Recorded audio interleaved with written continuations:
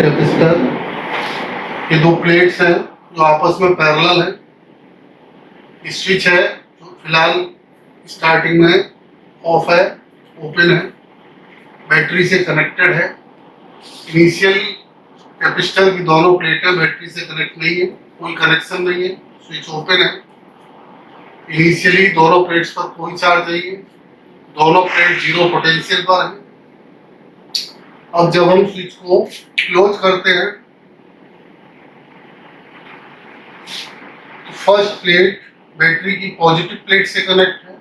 Positive plate capacitor की first plate के electron को पुल करती है, जिससे कैपेसिटर की फर्स्ट प्लेट पर पॉजिटिविटी जनरेट होती है।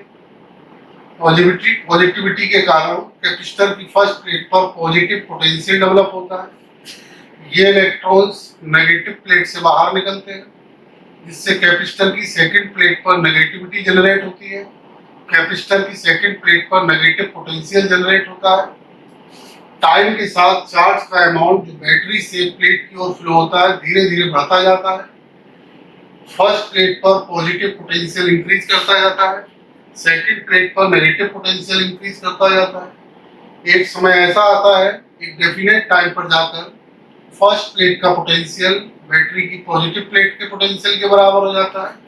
कैपेसिटर की सेकंड प्लेट का पोटेंशियल बैटरी की नेगेटिव प्लेट के बराबर हो जाता है। इस स्टेट में कैपेसिटर की प्लेट्स के बीच का potential difference V1 minus V2, battery की प्लेट्स के बीच का potential difference V1 minus V2 same हो जाता है। और जब पोटेंशियल डिफरेंस सेम हो जाता है, बैटरी से कैपेसिटर की ओर चार्ज का फ्लो रुक जाता है। इस समय कैपेसिटर की प्लेट्स पर मैक्सिमम चार्ज स्टोर हो जाता है, जो कि पॉसिबल होगा। तो मैक्सिमम चार्ज कैपेसिटर की प्लेट पर स्टोर हो जाता है। यहाँ पर हम देखते हैं कि दो स्टेट होती है। पहला स्टेट, स्टेट फर्स्ट, इसे ट्रांजिशन स्टेट कहते हैं।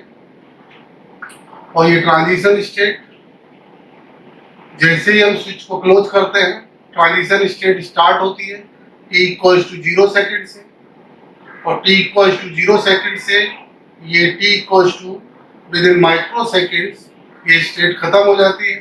ट्रांजिशन स्टेट में चार्ज का फ्लो होता है बैटरी टू कैपेसिटर की प्लेट।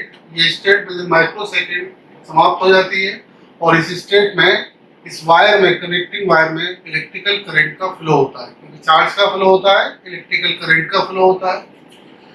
स्टेट सेकंड में after transition state within micro second capacitor becomes completely charge. इसे हम कहते हैं स्टडी स्टेट। स्टडी स्टेट में कैपेसिटर फुली चार्ज होता है। इसके बाद कैपेसिटर को और चार्ज नहीं दिया जा सकता।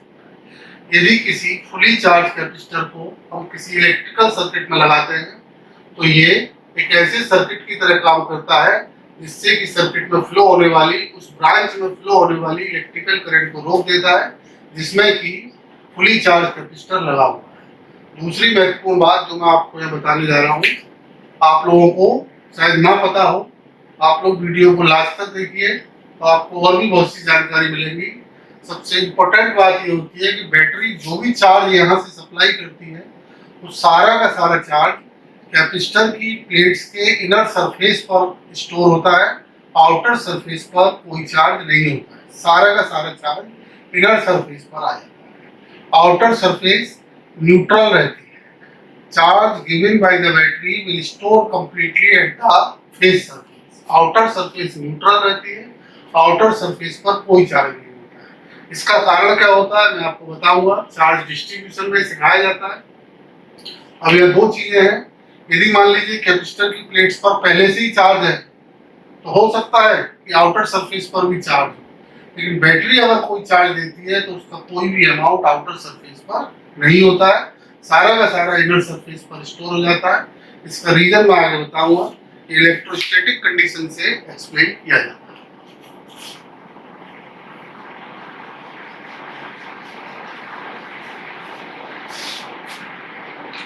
देखिए इसका रीजन क्या है मैं आपको बता रहा हूं। मान लीजिए ये दो प्लेट्स हैं,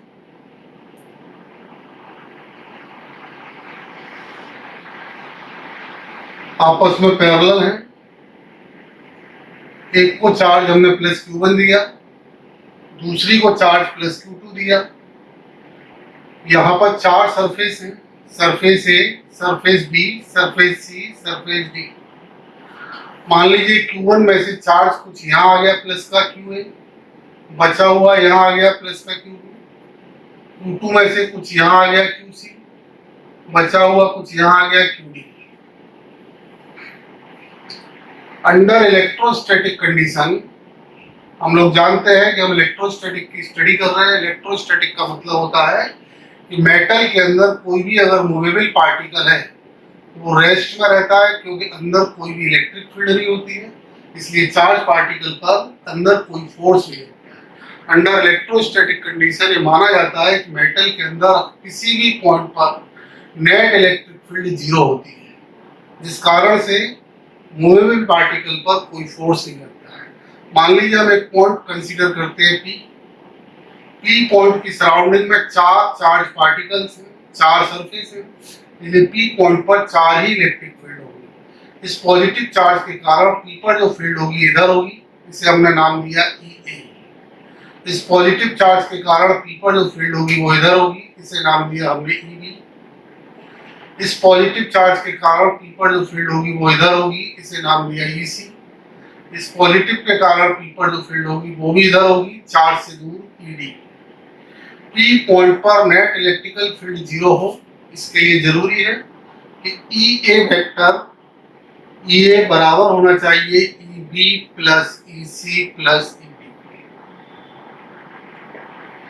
प्लेन चार्ज सरफेस की फील्ड का फॉर्मूला होता है charge upon 2 epsilon A, charge upon 2 epsilon A plus charge upon 2 epsilon A plus charge upon 2 epsilon A।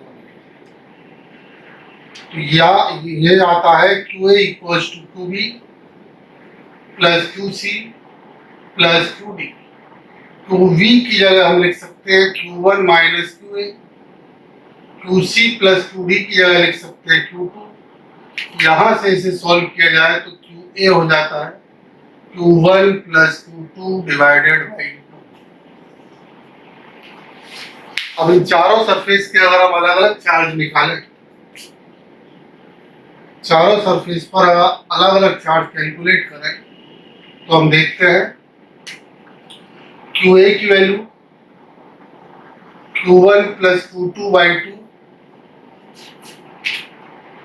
QV की वैल्यू Q1 माइनस QA। इसे सॉल्व किया जाए, QC फेस सरफेस है B का, इसलिए C पर जो चार्ज होगा B के बराबर होगा, साइन में अपोजिट होगा, Q1 minus Q2 divided by 2। QD बराबर होगा Q2 माइनस QC, ये आता है Q1 प्लस Q2 बाई 2। इस तरह हमने देखा कि फर्स्ट आउटर सरफेस और लास्ट आउटर सरफेस पर चार्ज हमेशा इक्वल होते हैं। फर्स्ट इनर सरफेस और सेकंड इनर सरफेस पर जो चार्ज होते हैं, फेसिंग सरफेस पर जो चार्ज होते हैं मैग्नीट्यूड में बराबर होते हैं और साइन में अपोजिट होते हैं। ये एक रूल बन गया। रूल क्या है? फर्स्ट प्लेट की आउटर सरफेस पर जो चार्ज है total charge divided by 2, last plate की आउटर सरफेस पर जो चार्ज है total charge divided by 2। Face surface पर जो चार्ज है आपस में मैग्नीट्यूड में सेम होंगे, साइन में अपोजिट होंगे। इस रूल का अगर हम फॉलो करें कैपेसिटर के लिए, जो हमने पढ़ा है, मान लीजिए कैपेसिटर की एक प्लेट ये थी,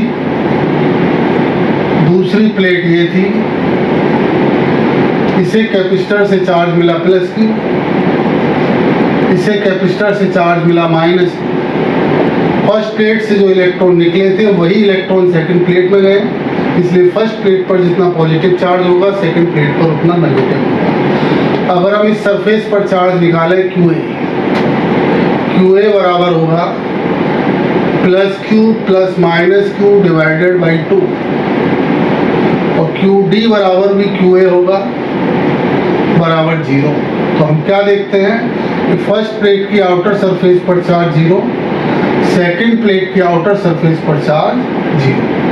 QC निकालें, QB सरफेस है, QB बराबर आ जाता है Q1 minus Q2 divided by 2 बराबर प्लस Q। इस सरफेस पर प्लस Q चार्ज, तो इस पर अपोजिट माइनस Q। इस तरह से हमने क्या देखा कि बैटरी से जो चार्ज आ रहा है सारा का सारा पॉजिटिव प्लेट को जो चार्ज गया है इनर सरफेस पर आ गया, और नेगेटिव प्लेट को चार्ज गया है वो आउटर सरफेस पर।